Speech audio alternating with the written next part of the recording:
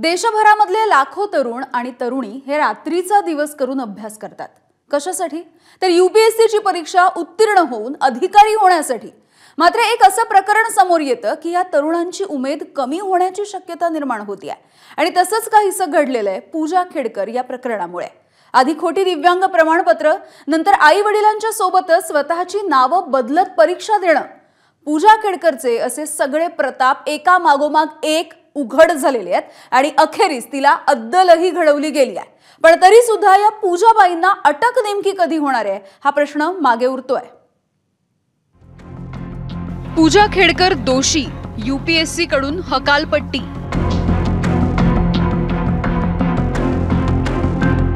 पूजा खेडकरचा आयएएसचा दर्जा रद्द।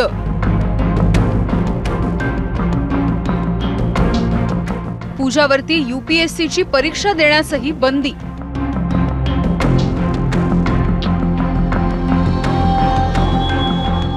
सेवेमध्ये सुरू होण्याआधीची मिजाज, नंतर खोट्या कागदपत्रांचा खटाटोप, त्यानंतर दिव्यांग असल्याची खोटी प्रमाणपत्र।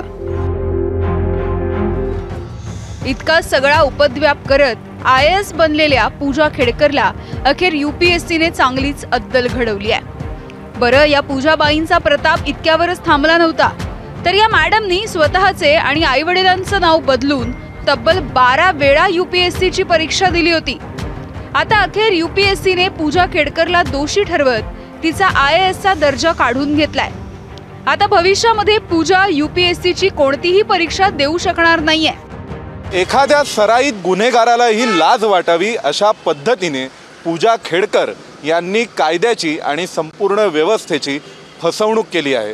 व्यवस्थेतील त्रुटी आणि कायद्यातील पळवाटा शोधून पूजा खेडकर या आयएएस झाल्या असल्या तरी सुद्धा खोट्याच्या आधारे मिळालेलं यश हे फार काळ टिकत नाही, ते पुन्हा एकदा सिद्ध झालेलं आहे। यूपीएससी कडून पूजा खेडकर दोषी।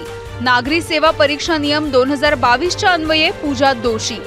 यूपीएससी कडून पूजाची प्रोव्हिजनल उमेदवारी रद्द। पूजा खेडकरचा आयएएसचा दर्जा सुद्धा रद्द। भविष्यामध्ये यूपीएससीची कोणतीही परीक्षा देण्यासाठी बंदी। यूपीएससी कडून 2009 ते 2023 या काळातील रेकॉर्डची तपासणी। यूपीएससी परीक्षा दिलेल्या 15,000 उमेदवारांचं रेकॉर्ड तपासलं। पूजा खेडकर वगळता इतर कुणीही दोषी आढळलेलं नाहीये। एखाद्या सराईत गुन्हेगाराला सुद्धा लाज वाटावी अशा पद्धतीनं पूजा खेडकरने कायद्याची आणि संपूर्ण व्यवस्थेची फसवणूक केली आहे।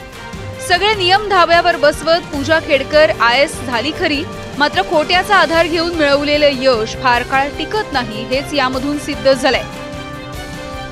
कारवाईला थोडा उशीर झाला असला तरी या कारवाईचे स्वागतच केलं पाहिजे, कारण अशा प्रकारची कारवाई नॉर्मली आयएएस अधिकाऱ्यावर होत नाही।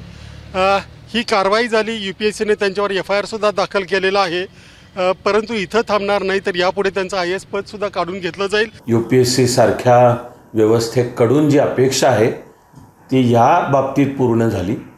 पण मी या निमित्ताने माझी यूपीएससीला सुद्धा विनंती राहील की केवळ या एका प्रकारावर न थांबता यूपीएससीनी कायद्याच्या भाषेत ज्याला म्हणतात सुओ मोटो, आपणहून असे काही अन्य घडत नाहीत ना आणि यापुढेही घडणार नाहीत ना, यासाठी यूपीएससीने पावलं उचलावीत अशी माझी सुद्धा यूपीएससीकडे विनंती राहील। व्यवस्था बदलायची असेल तर आधी व्यवस्थेचा भाग व्हावं लागतं असा विचार करून आज देशभरामधले लाखो तरुण दिवस रात्र एक करत अभ्यास करतायत, धडपडतायत आणि रिस्टार्ट असं म्हणत नव्याने उभं राहतायत। पण पूजा खेडकरचे हे सगळे प्रताप बघून त्यांच्या मनामधल्या दुर्दम्य आशावादाला धक्का बसला नसेल का?